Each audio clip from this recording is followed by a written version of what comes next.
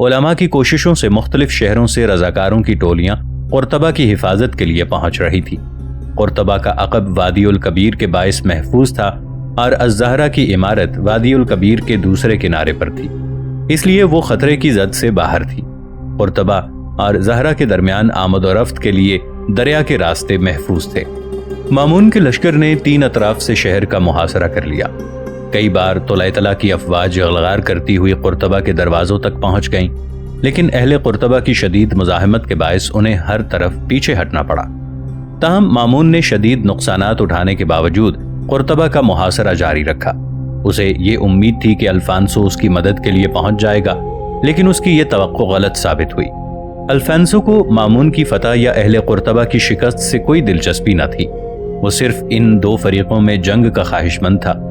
وہ چاہتا تھا کہ آپس کی زور آزمائی سے طلحہ اور قرطبہ اس قدر کمزور ہو جائیں کہ وہ کسی مزاحمت کا سامنا کیے بغیر دونوں کو مغلوب کر سکے۔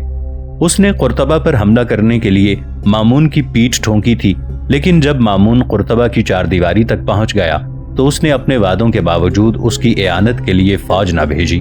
وہ مامون کے ایک حلیف کی حیثیت سے میدان میں آنے کی بجائے ایک تماشائی کی حیثیت میں قرطبہ کی جنگ کے نتائج کا انتظار کر رہا تھا۔ اب اشبیلیہ کے حکمران معتمد کی باری تھی۔ وہ اپنی فراست سے یہ اندازہ لگا چکا تھا کہ الفانسو مامون کا دوست نہیں بلکہ وہ جنوب کی طرف پاؤں پھیلانے سے طلحہ کو ہڑپ کرنا ضروری سمجھتا ہے، اور یہی وجہ ہے کہ اس نے مامون کی فوجی قوت زائل کرنے کے لیے اسے قرطبہ پر حملہ کرنے کی ترغیب دی ہے۔ جب قرطبہ کے محاصرے نے طول کھینچا اور الفانسو کی طرف سے مامون کو کوئی کمک نہ پہنچی تو اس کا یہ یقین اور بھی پختہ ہو گیا کہ الفانسو کو اس کی فتح کی بجائے اس کی شکست کے ساتھ زیادہ دلچسپی ہے۔ معتمد ہر میدان میں مامون کی شکست کو اپنی فتح سمجھتا تھا۔ اس کے جاسوس اسے قرطبہ کے حالات سے ہر وقت باخبر رکھتے تھے اور اسے یہ اطمینان ہو چکا تھا کہ مامون دیر تک محاصرہ جاری نہیں رکھ سکتا۔ لیکن قرطبہ میں جو حالات پیدا ہو رہے تھے وہ اس کے لیے پریشان کن تھے۔ اس کے جاسوس اسے بتا چکے تھے کہ قرطبہ آہستہ آہستہ اندلس کے تمام علماء کی توجہ کا مرکز بن رہا ہے۔ ان کی تبلیغ سے مختلف شہروں سے رضاکاروں کی جماعتیں قرطبہ میں جمع ہو رہی ہیں، اور اندلس کے بعض علماء کی یہ تحریک زور پکڑتی جا رہی ہے کہ قرطبہ کو مرکز بنا کر سارے اندلس پر اسلامی حکومت نافذ کی جائے اور عامت المسلمین کو ان ملوک الطوائف کے خلاف بغاوت پر آمادہ کیا جائے جو مسلمانوں کی عزت اور آزادی کو اپنی ذاتی اقتدار کی بھینٹ چڑھا رہے ہیں۔ معتمد کے جاسوس اسے یہ اطلاع بھی دے چکے تھے کہ بطلیوس کا حکمران عمر المتوکل اہل قرطبہ کی مدد کے لیے پہنچ چکا ہے اور وہ بھی علماء کی اس تحریک کا حامی بن چکا ہے۔ مامون کو یقیناً شکست ہوگی، لیکن اس کی شکست کے بعد قرطبہ میں علماء دین کا اقتدار اس قدر بڑھ جائے گا کہ وہ بڑی سے بڑی طاقت کے ساتھ ٹکر لینے سے دریغ نہیں کریں گے۔ عبد الملک یا تو ان کے اشاروں پر چلے گا، ورنہ علماء کی مجلس شورا اسے کان سے پکڑ کر مسند حکومت سے اتار دے گی۔ ان حالات میں قرطبہ پر قبضہ کرنے کے لیے معتمد جس موقع کا منتظر ہے وہ کبھی نہیں آئے گا، بلکہ اندلس میں اسلام کے احیاء کی یہ تحریک اشبیلیہ میں اس کے اقتدار کے لیے خطرے کا باعث ہوگی۔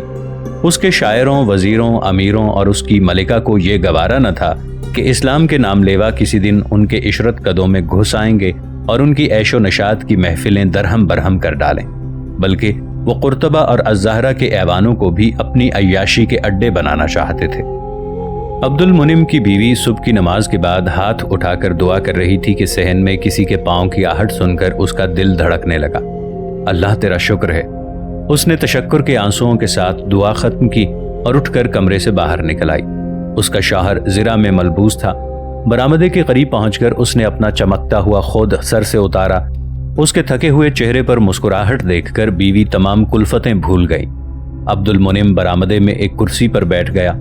بیوی نے جھک کر اس کا موزہ اتارنا چاہا، لیکن عبد المنعم نے اسے منع کرتے ہوئے کہا، نہیں بیگم، میں صرف ایک ساعت کے لیے آیا ہوں، بیٹھ جاؤ۔ بیوی نے دوسری کرسی پر بیٹھتے ہوئے سوال کیا، جنگ کی حالت ٹھیک ہے نا؟ بالکل ٹھیک ہے، رات کو دشمن کا حملہ بہت شدید تھا، لیکن ہم نے انہیں بہت بڑی شکست دی ہے۔ اب ہم فیصلہ کن حملے کی تیاری کر رہے ہیں۔ بچے کہاں ہیں؟ سعد نماز پڑھتے ہی گھوڑے پر سوار ہو کر الزہرہ چلا گیا تھا، اور احمد اور حسن باہر کھیل رہے ہیں۔ کل شام آپ نے سعد کو پھر اجازت دے دی تھی، ورنہ میں نے اسے منع کر دیا تھا۔ عبد المنعم نے کہا، آج رات لڑائی میں عبد الجبار میرے ساتھ تھا، वो साद से बहुत खुश मालूम होता है। नाजरीन, आगे बढ़ने से पहले कमेंट सेक्शन में हमें अपनी आरा से जरूर आगाह कीजिएगा कि आपको हमारी ये सीरीज कैसी लग रही है। आइंदा आने वाली इक़्तिसाद से बाखबर रहने के लिए हमारे चैनल को सब्सक्राइब कर लें और साथ मौजूद बेल आइकॉन को जरूर क्लिक कर लें। शुक्रिया। अब्दुल जब्बार कौन? इदरीस का बाप? हाँ, वो कहता था कि साद ने इदरीस और उसके तमाम दोस्तों को अच्छे खासे तीरंदाज बना दिया है। अब्दुल मुनिम की बीवी ने कहा। साद कहता है कि मामून की फौजों ने कुर्तबा की कई बस्तियां जला दी हैं। मैं बच्चों की एक फौज तैयार कर रहा हूँ। बड़े होकर हम तुलैतरा पर हमला करेंगे और मामून से इंतकाम लेंगे। अहमद और हसन सहन में दाखिल हुए और भागते हुए अपने बाप के साथ लिपट गए। अहमद ने सवाल किया, अब्बा जान, अशबेलिया की फौज कब आएगी? बेटा, अशबेलिया की फौज शायद आज पहुंच जाएगी। अब्दुल मुनिम की बीवी ने कहा, शहर के लोग खुशियां मना रहे हैं। अब्दुल मुनिम ने संजीदा होकर कहा, अब मामून को शिकस्त देने के लिए हमें मोतमिद की जरूरत न थी। उसकी बीवी ने कहा, वाकई अशबेलिया का लश्कर बहुत देर से आया है, फिर भी ये अच्छा शुगुन है।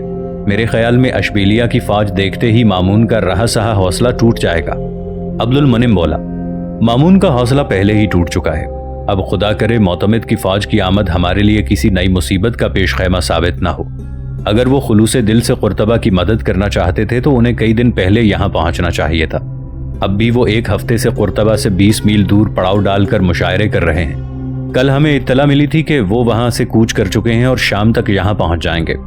शाम के वक्त फौज उनके इस्तकबाल के लिए अज़हरा में जमा हो गई थी और कई रजाकार भी बाजारों को सजाने में मसरूफ हो गए थे। इशा की नमाज के बाद हमें इत्तला मिली कि अशबेलिया की फौज यहाँ से 8 मील के फासले पर रुक गई है और वो सुबह तशरीफ लाएंगे। दुश्मन को शायद इन वाकयात का इल्म हो गया था। उसने रात के वक्त पूरी कुव्वत के साथ 3 अतराफ से हमला कर दिया।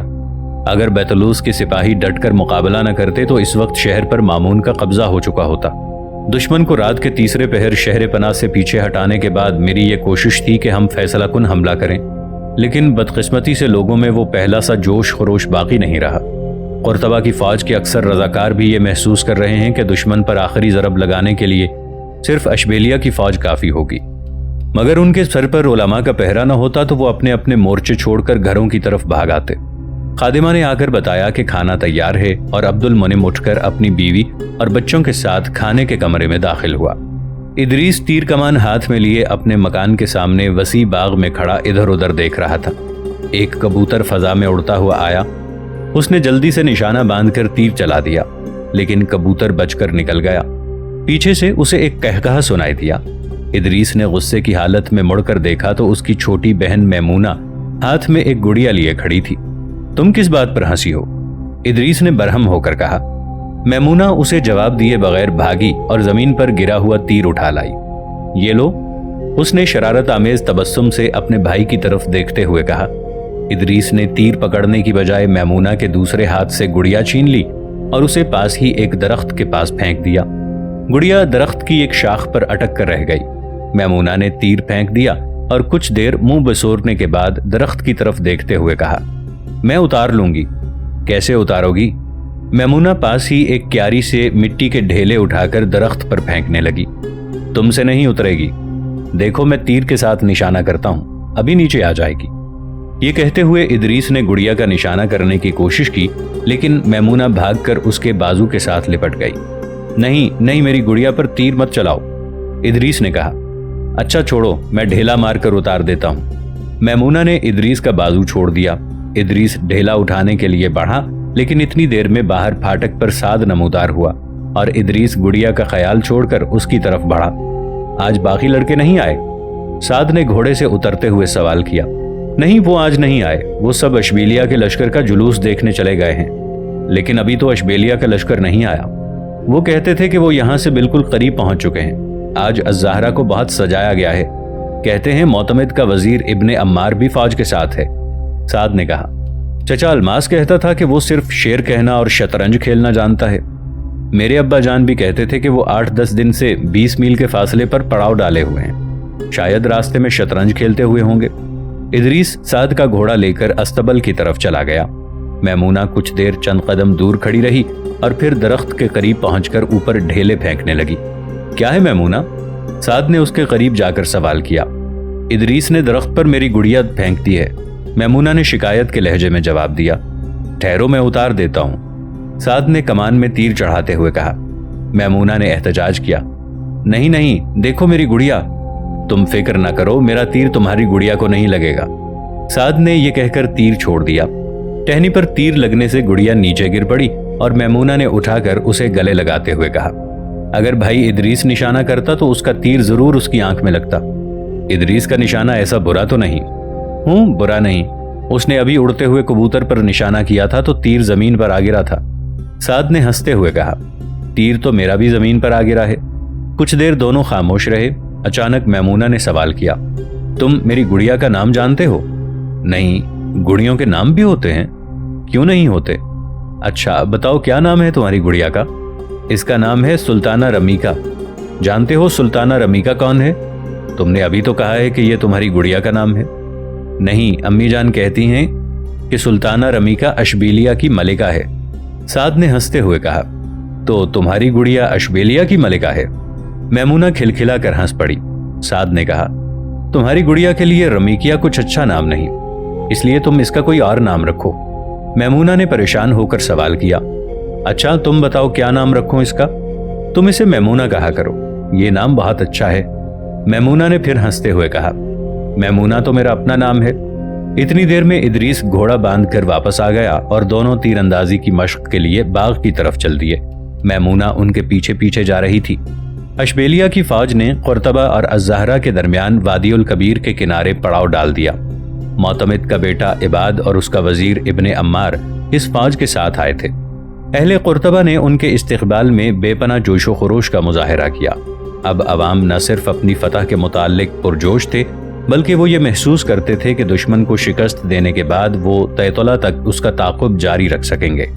تاہم بطلیس کا حکمران ابن المتوکل، جو 1000 سواروں کے ساتھ اہل قرطبہ کی مدد کے لیے آیا تھا، اس صورتحال سے خوش نہ تھا۔ اس نے عبد الملک کو سمجھایا کہ تم قرطبہ والوں کے خلوص پر بھروسہ کر کے غلطی کر رہے ہو، لیکن عبد الملک کے صلاح کاروں کے ساتھ اس کی پیش نہ گئی۔ عبد المنعم اور اس کے چند ہم خیال رفقا کے سوا کوئی اشبیلیہ والوں کی نیت پر شبہ کرنے کے لیے تیار نہ تھا۔ عمر المتوکل نے آزردہ خاطر ہو کر اپنے سپاہیوں کو واپسی کا حکم دیا۔ عوام نے ان کی آمد پر خوشی کے نعرے لگائے تھے، لیکن اپنے نئے مددگاروں کی تعداد دیکھ کر انہوں نے 1000 سواروں کے بگڑ کر واپس چلے جانے کو کوئی اہمیت نہ دی۔ عبد الملک ابن عمار اور قرطبہ کے رہنماؤں کے درمیان یہ فیصلہ ہوا کہ مامون کو شکست دینے کے بعد پوری قوت کے ساتھ اس کا تعاقب کیا جائے۔ چنانچہ 3 ہفتوں کی تیاری کے بعد ایک دن الصبح اچانک شہر کے دروازے کھول دیے گئے اور قرطبہ اور اشبیلیہ کی افواج اور رضاکاروں کی جماعتوں نے شہر سے باہر نکل کر دشمن پر حملہ کر دیا۔ دوپہر کے وقت مامون کی فوج شکست کھا کر بھاگ گئی تھی۔ شام کے وقت جب عبد الملک اور اس کے ساتھی دشمن کے تعاقب میں قرطبہ سے چند کوس دور جا چکے تھے تو انہیں اس بات کا احساس ہوا کہ اشبیلیہ کے بیشتر سپاہیوں نے یا تو تعاقب میں حصہ ہی نہیں لیا، اور اگر حصہ لیا ہے تو وہ واپس لوٹ گئے ہیں۔ ابن عمار اور عباد بھی پیچھے رہ گئے تھے۔ اشبیلیہ کے 7000 سپاہیوں میں سے صرف 2000 ان کے ساتھ تھے۔ رات کے وقت جب تھکے ہوئے سپاہیوں نے ایک چھوٹے سے شہر میں قیام کیا تو عبد الملک نے قرطبہ کے لیڈروں کی ایک خفیہ مجلس بلائی۔ بعض نے یہ خیال ظاہر کیا کہ اشبیلیہ کی فوج اپنی بزدلی اور تزاحل کے باعث پیچھے رہ گئی ہے۔ عبد المنعم بھی اس مجلس میں شریک تھا اور وہ ان لوگوں کا ہم خیال تھا جو ابن عمار کا پیچھے رہنا خطرناک سمجھتے تھے۔ بالآخر یہ فیصلہ ہوا کہ عبد الملک 500 سواروں کے ساتھ فوراً واپس چلا جائے اور باقی فوج یہیں ٹھہر کر قرطبہ کی اطلاعات کا انتظار کرے۔ جب یہ لوگ اس قسم کی باتیں کر رہے تھے، قرطبہ کے اسٹیج پر نیا کھیل کھیلا جا رہا تھا۔ ابن عمار بظاہر 3 ہفتوں سے معمول پر فیصلہ کن حملے کی تیاریوں میں مصروف تھا، لیکن دراصل اس کا مقصد کچھ اور تھا۔ وہ اشبیلیہ سے اپنے ساتھ سونے اور چاندی کے انبار لے کر آیا تھا اور تحائف اور انعامات کے عوض ان خود غرض لوگوں کے ضمیر خرید چکا تھا جنہیں عبد الملک نے مجلس شورا کے مطالبے پر ملازمتوں سے برطرف کر دیا تھا۔ عیش پسند امراء کا ایک گروہ اس جنگ کے باعث علماء دین کے بڑھتے ہوئے اقتدار کو اپنے لیے خطرناک سمجھتا تھا۔ یہ لوگ پہلے ہی معتمد کے ساتھ ساز باز کر چکے تھے۔ خوشامدی شاعر جو یہ سمجھتے تھے کہ قرطبہ میں اسلامی نظام حکومت کے بعد ان کے قصائد سن کر انعام دینے والے امراء ختم ہو جائیں گے، سب سے زیادہ پریشان تھے۔ ابن عمار ان سب کو یقین دلا چکا تھا کہ معتمد تمہارا نجات دہندہ ہے۔ یہ لوگ قرطبہ کے بازاروں میں معتمد اور ابن عمار کا کلام پڑھ کر لوگوں کو سناتے تھے اور ان کی سخاوت اور دریا دلی کی داستانیں سنا کر لوگوں پر یہ اثر ڈالنے کی کوشش کرتے تھے کہ عبد الرحمن اعظم یعنی ثالث کے بعد اندلس کے مسلمان اگر کسی کی ذات پر فخر کر سکتے ہیں تو وہ معتمد ہے۔ حریص لوگوں کی نگاہیں ابن عمار کے سونے اور چاندی سے خیرہ ہو رہی تھی۔ جاہ پسندوں کو خوشکن وعدوں کے ساتھ خریدا جا چکا تھا۔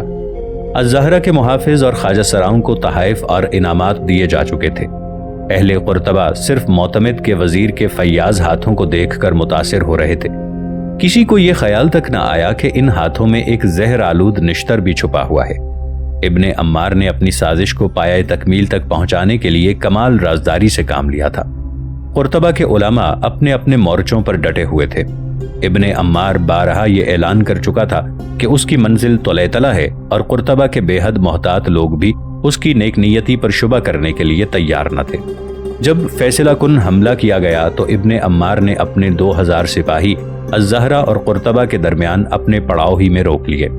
5000 سپاہیوں نے اہل قرطبہ کا ساتھ دیا، لیکن مامون کو شکست دے کر چند میل ان کا تعاقب کرنے کے بعد ان میں سے 3000 ایک طرف سے چکر کاٹ کر واپس آ گئے۔ عوام فتح کی خوشی میں مست تھے، اسی لیے کسی ذی شعور لیڈر نے ان کے واپس آنے پر اعتراض بھی کیا تو انہوں نے اس کی طرف توجہ نہ کی۔ معتمد کا بیٹا عباد مسجد قرطبہ کے دروازے کی سیڑھیوں پر کھڑا فتح کی خوشی میں لوگوں پر سونے اور چاندی کے سکے پھینک رہا تھا اور لوگ اس پر پھول نچھاور کر رہے تھے۔ شہر کے ہر چوک میں قرطبہ اور اشبیلیہ کے مشہور شاعر اپنے سپاہیوں کے بہادرانہ کارنامے بیان کر رہے تھے۔ رات کو شہر میں چراغاں کیا گیا۔ عبد الملک اپنی فوج کے 500 سواروں کے ساتھ رات کے تیسرے پہر شہر میں داخل ہوا تو اس وقت بھی بعض بازاروں اور کوچوں میں لوگوں کی چہل پہل تھی۔ عبد الملک اور اس کے ساتھیوں کو اطمینان ہوا کہ ان کے خدشات بے بنیاد تھے۔ اس نے قصر زہرہ کا رخ کیا، لیکن وہاں سے تھوڑی دور اشبیلیہ کی فوج کے ایک دستے نے اس کا راستہ روک لیا اور اس دستے کے سالار نے آگے بڑھ کر کہا، ٹھہریے، آپ آگے نہیں جا سکتے۔ عبد الملک کے ایک ساتھی نے کہا، تم ہمارا راستہ روکنے والے کون ہو؟ ہمیں حکم ہے کہ شہر کے کسی آدمی کو مدینہ الزہرہ کی طرف نہ جانے دیا جائے۔ یہ سلطان عبد الملک ہیں اور تم ان کا راستہ نہیں روک سکتے۔ آپ کے پاس اس بات کا کیا ثبوت ہے کہ یہ سلطان عبد الملک ہیں؟ وہ تو دشمن کے تعاقب میں گئے ہوئے ہیں۔ عبد الملک کی فوج کے ایک اور افسر نے اپنا گھوڑا آگے بڑھا کر دبی زبان میں اس سے کہا، یہ کوئی سازش ہے، ہمارے لیے شہر جانا بہتر ہوگا۔ عبد الملک نے بلند آواز میں اپنے ساتھیوں سے کہا، ہم واپس جا کر شہر میں قیام کریں گے۔ لیکن جب وہ واپس مڑ کر شہر کا رخ کر رہے تھے تو اچانک رات کی تاریکی میں انہیں گھوڑوں کی ٹاپ سنائی دی اور اشبیلیہ کے سواروں نے جو سڑک کے آس پاس موقع کے منتظر تھے ان کے گرد گھیرا ڈال لیا۔ عبد الملک کے بعض ساتھی حملہ آوروں کا گھیرا توڑ کر ادھر ادھر نکل گئے اور دوسروں نے معمولی مزاحمت کے بعد ہتھیار ڈال دیے۔ صبح کے وقت عبد الملک اپنے محل کے قریب ایک قید خانے میں پڑا ہوا تھا۔ اس کا باپ ابن جہور اور اس کے خاندان کے باقی افراد اور الزہرہ کے بااثر عمرا پہلے ہی وہاں پہنچ چکے تھے۔ عبد الملک کو ان کی زبانی معلوم ہوا کہ ابن عمار نے قرطبہ کے بعض غداروں اور الزہرہ کے پہرے داروں کے ساتھ ساز باز کر کے عشاء کی نماز سے تھوڑی دیر بعد ہی الزہرہ پر قبضہ کر لیا تھا۔ قرطبہ کی جو فوج مامون کے تعاقب میں گئی تھی اسے بھی ایک غیر معمولی صورتحال کا سامنا کرنا پڑا۔ عبد الملک کی روانگی سے تھوڑی دیر بعد اشبیلیہ کی فوج کے سالار نے بھی اپنے 2000 سپاہیوں کو واپسی کا حکم دیا۔ عبد المنعم نے اشبیلیہ کے سالار کو روکنے کی کوشش کی، لیکن اس نے جواب دیا، ہم قرطبہ جا کر اپنی باقی فوج کا حال معلوم کرنا چاہتے ہیں۔ عبد المنعم نے اسے سمجھایا کہ اس مقصد کے لیے چند سواروں کو بھیج دیں، وہ کل تک تمام حالات معلوم کر کے واپس آ جائیں گے۔ لیکن اشبیلیہ کے سپہ سالار نے یہ کہہ کر بحث ختم کر دی کہ ہم بہتر سمجھتے ہیں کہ ہمیں کیا کرنا چاہیے۔ اشبیلیہ کے سالار کے اس طرز عمل کے بعد قرطبہ کے سپاہیوں کے یہ شکوک اور بھی پختہ ہو گئے کہ قرطبہ میں کوئی خطرناک سازش ہو رہی ہے۔ قرطبہ کے سالار نے رضاکاروں کے قائد عبد المنعم سے مشورہ کرنے کے بعد آدھی رات کو یہ فیصلہ کیا کہ ان حالات میں ہمیں یہاں ٹھہرنے کی بجائے قرطبہ کا رخ کرنا چاہیے۔ یہ فوج اگلے دن قرطبہ میں داخل ہوئی تو قرطبہ کی عمارات پر معتمد کے جھنڈے لہرا رہے تھے۔ عبد المنعم نے شہر میں داخل ہوتے ہی سیدھا اپنے مکان کا رخ کیا۔ دروازے پر شہر کا کوتوال، اشبیلیہ کی فوج کے 2 افسر اور چند سپاہی اس کا انتظار کر رہے تھے۔ یہ نیا کوتوال قرطبہ کہ ان فوجی افسروں میں سے تھا جو کچھ عرصے قبل علماء قرطبہ کے مشورے سے معزول کیے جا چکے تھے۔ عبد المنعم نے اپنا گھوڑا روکا تو کوتوال نے کسی تمہید کے بغیر کہا، اب فوراً ہمارے ساتھ چلنے کے لیے تیار ہو جائیں۔